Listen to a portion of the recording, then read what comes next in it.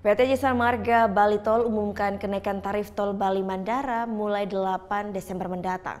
Kenaikan ini untuk menyesuaikan laju inflasi yang terjadi di Bali.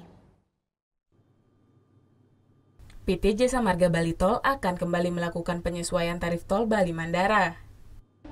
Rata-rata tarif tol untuk setiap golongan naik sebesar 4,4%. Direktur Utama PT Jasa Marga Bali Tol, Tito Karim menjelaskan alasan menyesuaikan tarif tol ini selain untuk menjalankan amanat undang-undang meningkatkan pelayanan kepada pengguna jalan tol, serta pengembalian investasi infrastruktur jalan tol. Kenaikan tarif tol berdasarkan perkiraan inflasi Provinsi Bali 2 tahun terakhir. Berdasarkan Peraturan Pemerintah Nomor 15 Tahun 2015, formula perhitungan tarif baru berdasarkan dari tarif lama ditambah dengan inflasi.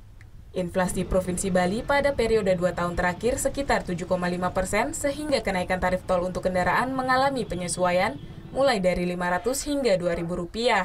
Penyesuaian tarif tol. Nah, di dalam undang-undang penyesuaian tarif tol kita untuk golongan 1 mobil yang kecil hanya mengalami penyesuaian Rp500.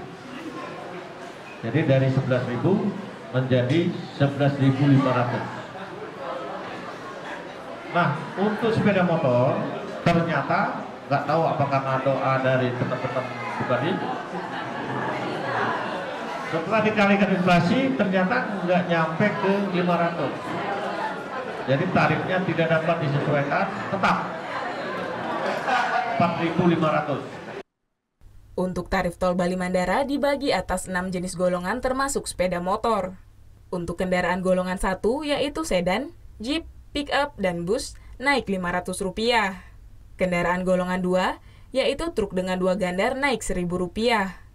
Kendaraan golongan 3 yaitu truk dengan 3 gandar naik Rp1.500. Kendaraan golongan 4 yaitu truk dengan 4 gandar naik Rp1.500. Kendaraan golongan 5 yaitu truk dengan 5 gandar naik Rp2.000. Dan kendaraan golongan 6 yaitu sepeda motor tidak mengalami kenaikan. Tarif baru untuk semua golongan akan diberlakukan pada 8 Desember 2017. Surya Sanjaya melaporkan untuk NET.